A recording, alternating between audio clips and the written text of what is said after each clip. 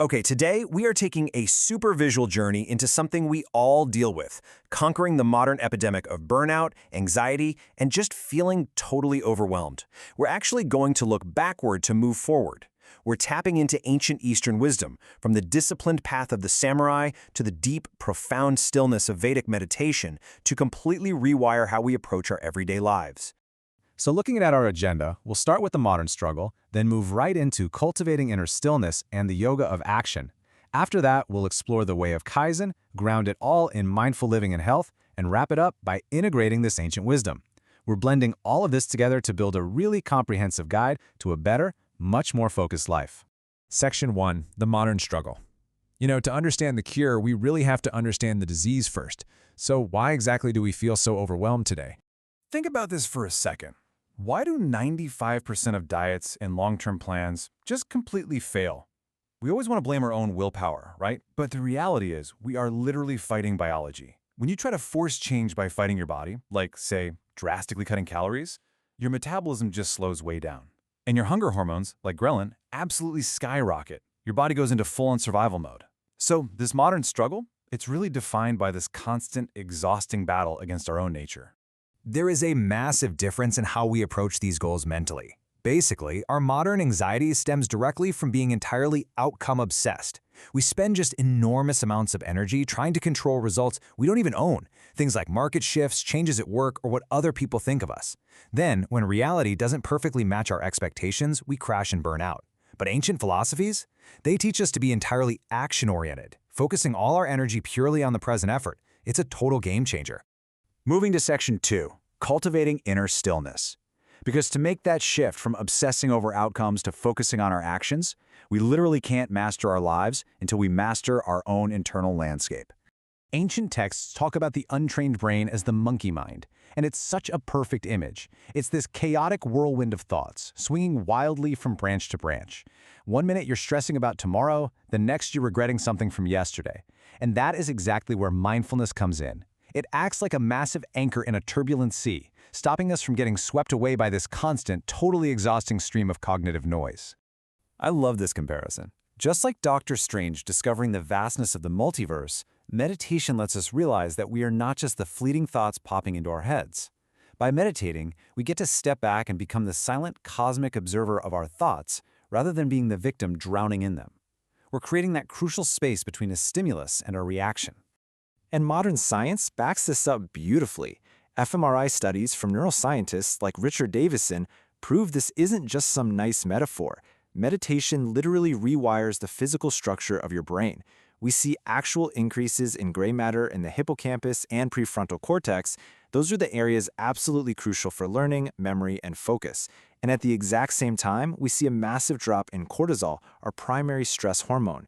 You are actively building a stronger, more resilient brain. How cool is that? So, this practice actually builds through 5 progressive levels. It starts out really simply, just grounding yourself in your breath. From there, you master the 5 senses, kind of withdrawing from all those external distractions. That leads into awakening your inner energy in the chakras, recognizing our cosmic connection to the universe, and ultimately, it leads to the manifestation of will. That's where your focused mind becomes a literal tool for intentionally creating and shaping your reality. All right, Section 3, the yoga of action. Now that we've found some stillness in the mind, we have to take that clarity out onto the chaotic battlefield of everyday life. This brings us to a foundational concept from the Bhagavad Gita, actually delivered on the battlefield of Kurukshetra. So the great warrior Arjuna was completely paralyzed by fear and doubt about how the battle would turn out. And Lord Krishna gave him this advice: Yoga sta kuru karmani. This is karma yoga, or the yoga of action. Basically, it means performing your duties with absolute excellence, but, and here's the key, completely detaching emotionally from the exact results.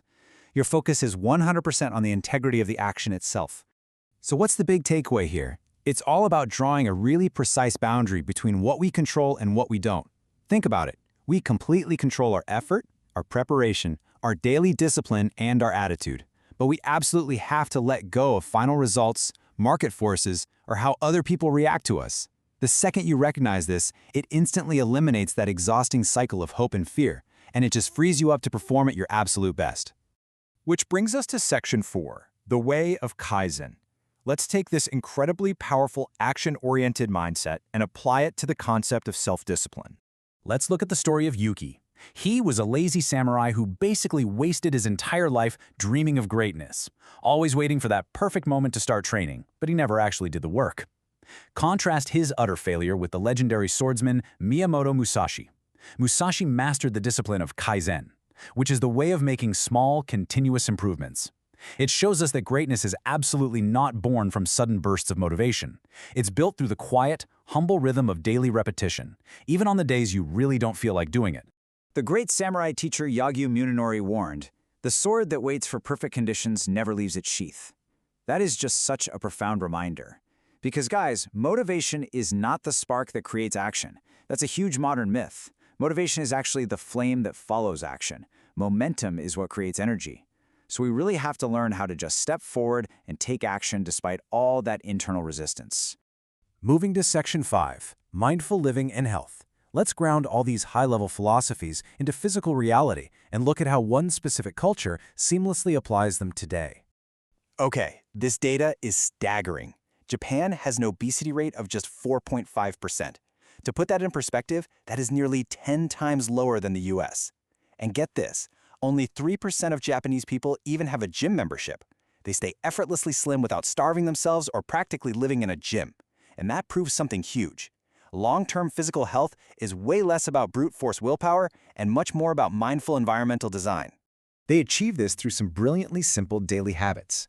Take Hara, for example. It means eating only until you are 80% full. And they use smaller plates.